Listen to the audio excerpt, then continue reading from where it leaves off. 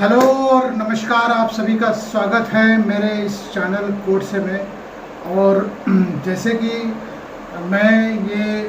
जो श्रृंखला चला रहा हूँ सुप्रीम कोर्ट के लैंडमार्क जजमेंट्स के बारे में बात करते हुए, तो उसी सिलसिले को आगे बढ़ाते हुए मैं आज एक बहुत ही अहम और इम्पॉर्टेंट जजमेंट के बारे में बात करना चाहूँगा जो हाल ही में चर्चा का विषय बना हुआ है। आप सभी जो भी कानून के स्टूडेंट हैं या कानून से जुड़े हुए हैं, कानूनी पेशे से जुड़े हुए हैं और अन्यथा भी क्योंकि ये जो सेलिब्रेटेड जजमेंट है काफ़ी चर्चा का विषय रहा है, पब्लिक डोमेन में डिस्कस्ड है। और ये जजमेंट जो है हाल ही में इसके पहलुओं पे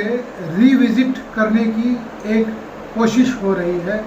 जजमेंट है बेंगलोर वाटर सप्लाई, जहाँ पे इंडस्ट्री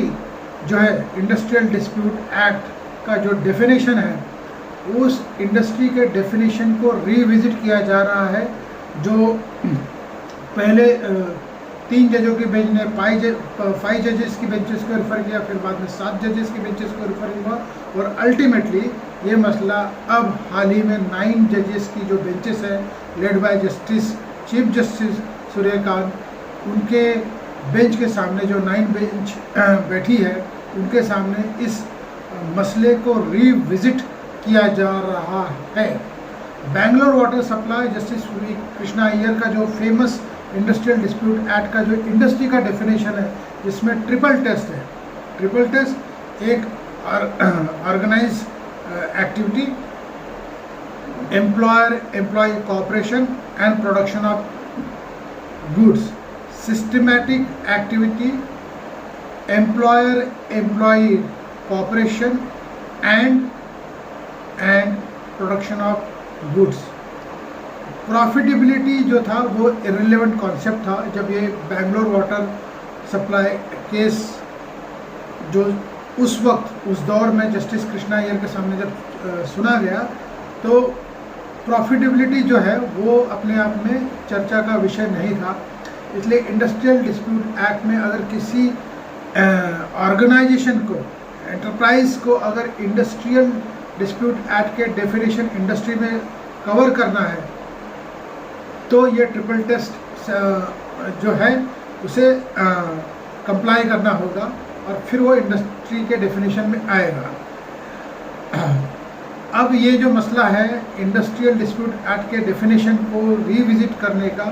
ये अपने आप में जो है अहम मुद्दा बन चुका है, क्योंकि जो पुराना जो डेफिनेशन है इंडस्ट्रियल डिस्प्यूट एक्ट के डेफिनेशन में जो ट्रिपल टेस्ट पॉलिसी है उसके तहत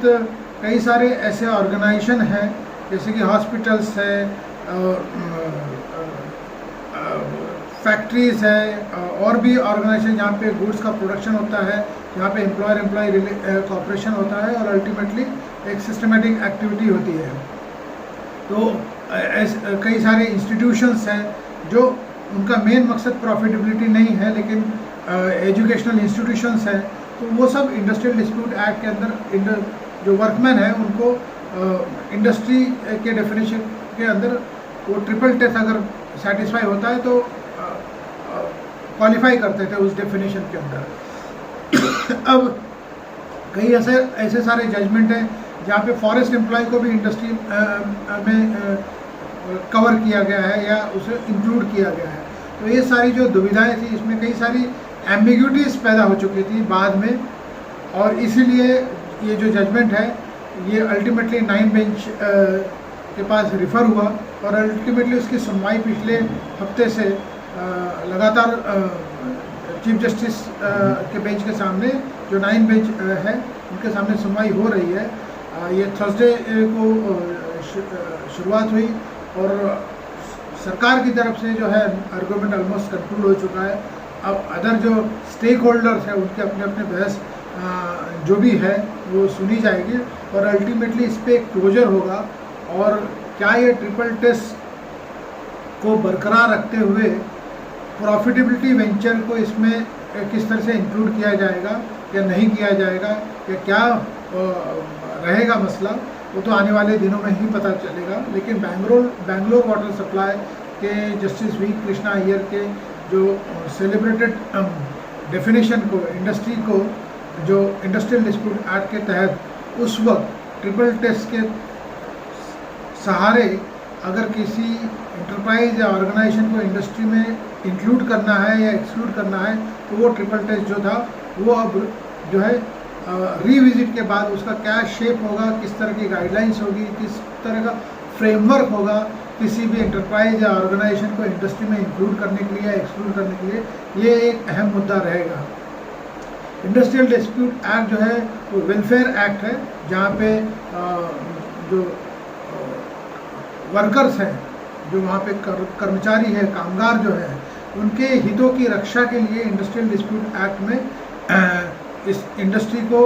ट्रिपल टेस्ट के सहारे किस एंटरप्राइज को इंडस्ट्री में इंक्लूड करना है, एक्सक्लूड करना है, इसके पीछे का मकसद जो था वो वेलफेयर ऑफ द वर्कर्स था। उनकी समस्याओं से निवारण पाने के लिए उनके salaries, compensation, provident fund, gratuity, ये जो उनको सुविधाएं मिलनी चाहिए, इन सब के हितों की रक्षा के लिए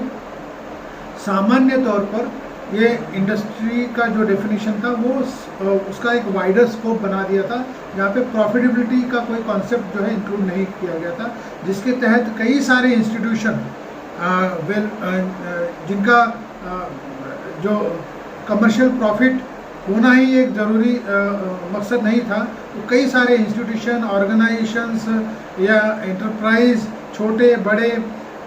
सरकारी, गैर सरकारी, यहाँ पे काम करने वाले वो सभी वर्कर, उनको इस डेफिनेशन के तहत जब वो संस्थाएं, वो ऑर्गेनाइजेशन या एंटरप्राइज या एनजीओ, भले वो सरकारी हो या गैर सरकारी, जब उनको इंडस्ट्रियल डिस्प्यूट एक्ट के इस डेफिनेशन जो बैंगलोर वाटर सप्लाई में जस्टिस वी के कृष्णा अय्यर के तहत जो डिफाइन किया गया था, ट्रिपल टेस्ट के रिक्वायरमेंट के तहत जब इंक्लूड किया गया था, तो वो एक वेलफेयर पॉलिसी के तहत उस तरह का इंतज़ाम किया गया था, या उस तरह का इंटरप्रिटेशन को मद्देनज़र रखते हुए उस डेफिनेशन को वो ट्रिपल टेस्ट के कॉन्सेप्ट में बिठाया गया था। लेकिन अब ज़माना बदल चुका है, दौर बदल चुका है, नेचर जो है वर्क कल्चर बदल चुका है, नेचर ऑफ एंटरप्राइज बदल चुका है, और कई सारी इप्स एंड बट्स है। तो क्या ये जो अब 9 बेंच की जजों के सामने ये मसला रिविजिट के लिए जाएगा, तो ये गौरतलब होगा कि इंडस्ट्रियल डिस्प्यूट एक्ट के उस ट्रिपल टेस्ट को इनलार्ज किया जाएगा या उसे कर्टेल किया जाएगा। इम्पॉर्टेंट रहेगा आने वाले दौरों में, इसके बारे में ज़रूर चर्चा होगी जब इस पर कोई फाइनलिटी कंक्लूजन मिलेगा इस 9 बेंच के जजमेंट के आउटकम के बाद।